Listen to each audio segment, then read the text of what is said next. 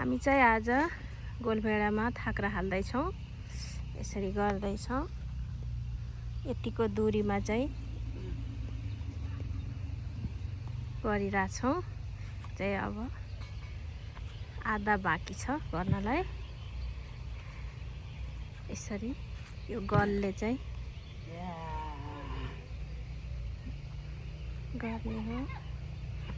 गाह्रो छ तर मेहनत गर्नु पर्यो, त्यसै पैसा कहाँ फल्छ र।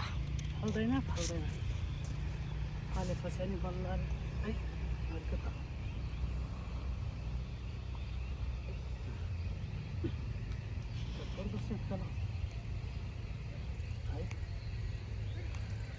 यहाँ किलो बल छ कि क्या हो।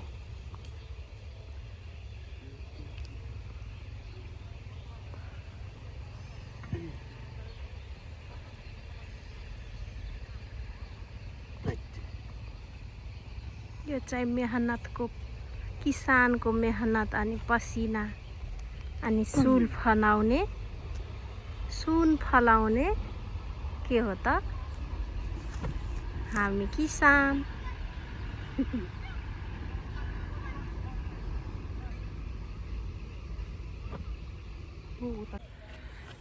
ओके गाइस, आज चाहिँ साँझै पर्यो।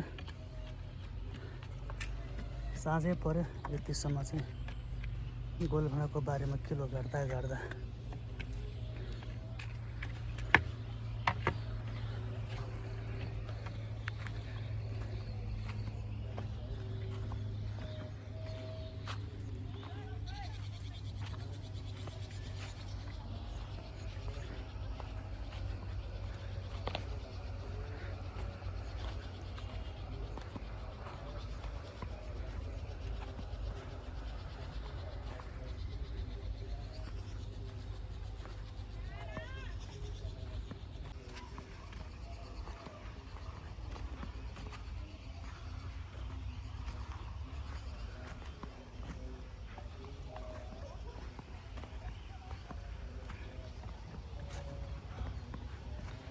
साँझै पर्यो लास्ट है अहिले आजको चाहिँ। अब चाहिँ हामी घरतिर लाग्छौँ। भोलिदेखि फेरि अर्को मिसन। त साथीहरू, तपाईँहरूले देख्न सक्नुहुन्छ यो साइडमा चाहिँ अझै पनि बाँसको किला गाडेर सकाउन अझै बाँकी छ र आजसम्म चाहिँ यति बाँसको किला चाहिँ गाडेर भ्याइएको छ। ल अब जाम है त, आजलाई भयो। ओके। र साथीहरू, यसरी बाँसको किला गाडिसकेपछि गोलभेडाको बोटलाई सपोर्टको लागि डोरी टाङ्नु पर्ने हुन्छ। यसरी तपाईँहरूले देख्न सक्नुहुन्छ र त्यही काम म अहिले गर्दैछु। यसरी चाहिँ तपाईँहरूले पनि गर्न सक्नुहुन्छ यदि तपाईँ जो कोहीले गोलभेडाको खेती गर्नुहुन्छ भने। यसरी चाहिँ तपाईँहरूले डोरी टान्न सक्नुहुन्छ सपोर्टको लागि। अनि यसलाई पनि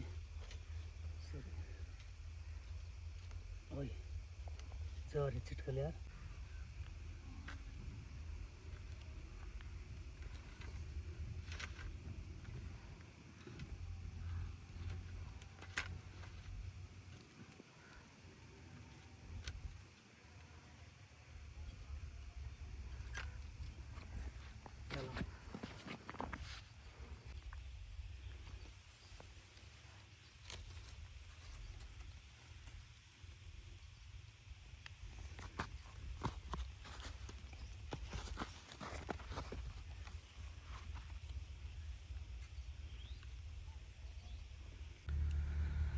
साथीहरू नमस्ते। आज पनि हामी यो गोलभेडाको खेतमा चाहिँ बाँस काट्ने र डोरी तान्ने काम गरिराखेका छौँ र आज चाहिँ त्यहाँदेखि यहाँसम्म यति चाहिँ किला गाडेर बाँसको डोरी तानेका छौँ र अझै काम बाँकी नै छ। म तपाईँहरूलाई देखाउने छु। यो तपाईहरुले देख्न सक्नुहुन्छ यो गोलभेडाको बारीमा चाहिँ यो गोलभेडाका बोटहरुलाई सपोर्टको लागि हामी यसरी यो बाँसको किला गाडेर डोरी तानिराखेका छौँ यसरी देख्न सक्नुहुन्छ। र अब चाहिँ यो साइडमा चाहिँ यति बाँकी छ र यो बिचमा चाहिँ अलिकति चाँडै बढेको कारणले गर्दाखेरि पहिला नै गाडेका छौँ र त्यस पछाडि त्यो साइडमा बाँकी छ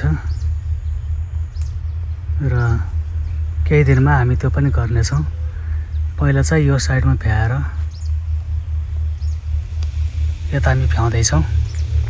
साथीहरू तपाईँहरूले देख्न सक्नुहुन्छ यतातिर चाहिँ हामीले किला गाडिसकेको ठाउँमा चाहिँ हेर्दाखेरि अर्कै नै देखिन्छ जब किलोहरू गाडिन्छ। बाँसको यो खेतबारीको रूप आकार नै अर्कै देखिएको छ र यसरी कोलभाडाका बोटहरू बिस्तारै सर्दैछन् देख्न सक्नुहुन्छ।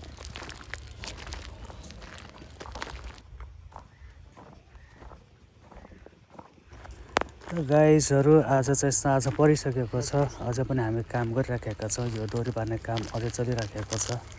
गर्दा गर्दै साँझ परिसक्यो र पनि गरिराखेका छौँ।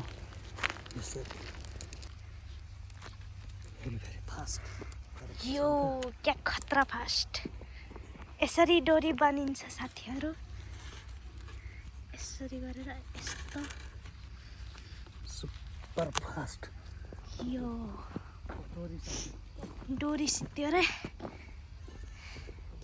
अहिले चाहिँ राति हुन लाग्यो गाइज, बत्ती पनि पोलमा बलिसक्यो।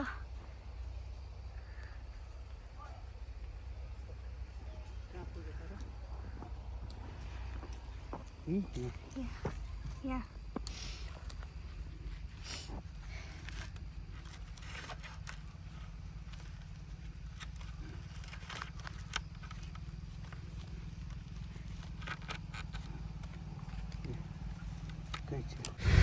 गाइज आजको लागि चाहिँ लगभग सक्यो।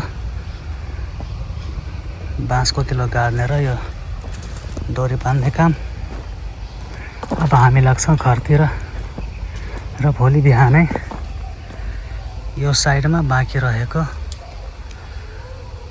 गोलभाँडामा चाहिँ बाँस काट्ने र डोरी तान्ने काम गर्नेछौँ। त्यतिन्जेलको लागि हामीलाई बिदा दिनुहोस्। फेरि भेटौँला भोलि बिहान। नमस्ते।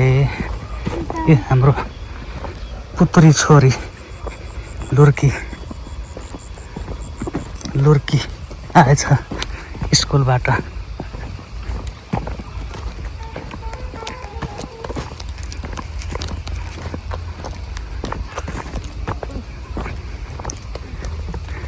मलाई पनि तिर्खा लाग्यो।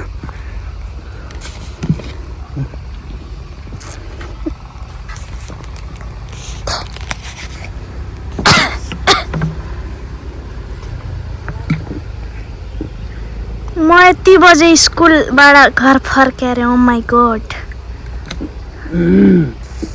जाडोको बेला हो नि त, दिन छोटो।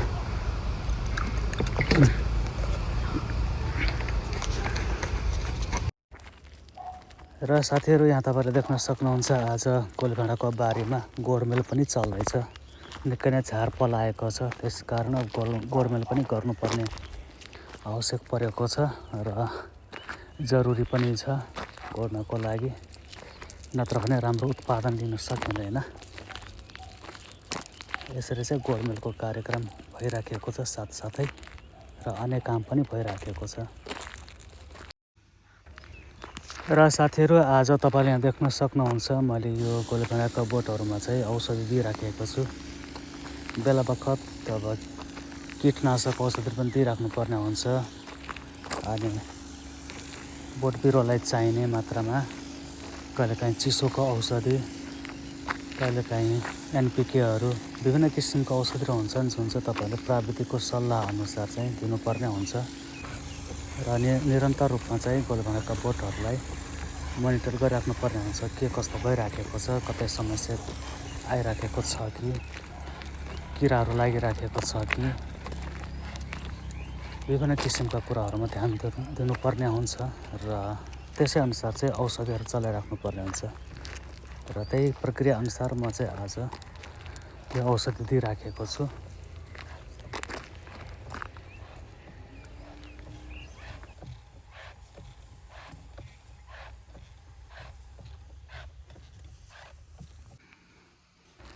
र साथीहरू यो देख्न सक्नुहुन्छ सेङ्कोर भन्ने यो चाहिँ झारपात मार्ने औषधि छ। यो चाहिँ यस्तो खालको हो कि गोलभेडा, आलु, गहुँ अनि यो उखु बालीमा चाहिँ यो चाहिँ छर्न मिल्छ। यो चाहिँ छरेपछि यसले चाहिँ अन्य झारहरू चाहिँ मार्ने गर्छ। यी चित्रमा देखाइएको बाहेक गोलभेडा, आलु इत्यादिहरूलाई चाहिँ केही हानि नोक्सानी गर्दैन र बाँकी यो झारपातहरूलाई मात्र मार्ने काम गर्छ। त्यही औषधि चाहिँ आज हामी छरिराखेका छौँ, यहाँ तपाईँ देख्न सक्नुहुन्छ। र यो छरिसकेपछि अनावश्यक रूपमा आइराखेका झारहरूलाई गोडमेल गर्नलाई समय बचत गर्न सकिन्छ र त्यो समयलाई अन्य काममा चाहिँ लाउन सकिन्छ। र यो तपाईँले देख्न सक्नुहुन्छ, यसरी चाहिँ मजाले खोल्सामा आएको झारहरूलाई मार्नको लागि यो औषधि चाहिँ चलाइराखेका छौँ। यो औषधि छर्किराखेका छौँ।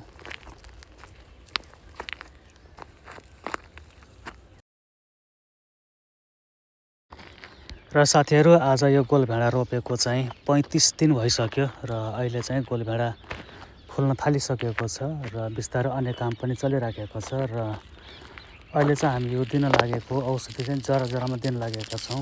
यसमा चाहिँ गोलभेडाको बोटलाई चाहिने न्युट्रिसनहरू, भिटामिनहरू र फल्नलाई तयार भइराखेको यो बोटलाई, फुलहरूलाई फलमा टिकाउनको लागि चाहिँ यो औषधिहरू दिइराखेको छु। र यो औषधि दिँदा साँझ पनि परिसक्यो र त्यसकारण अहिले चाहिँ यो बत्ती बालेर पनि औषधि पानी दिने काम भइराखेको छ। र यसरी चाहिँ दिनरात हामी मेहनत गरिराखेका छौँ केही हुन्छ कि भनेर। त साथीहरू, आजको यो भिडियोबाट चाहिँ म अहिले बिदा माग्न चाहन्छु। यो भिडियो यतिमै सकाउन चाहन्छु र बाँकी कुराहरू अन्य भिडियोमा गरौँला। तपाईँहरूलाई यो हाम्रो भिडियो मन परेको छ भने लाइक, सेयर, कमेन्ट गर्नुहोला, सब्सक्राइब गर्नुहोला र तपाईँहरूको अमूल्य सुझावहरू कमेन्टमा राख्नुहोला। हस्त, नमस्ते, धन्यवाद।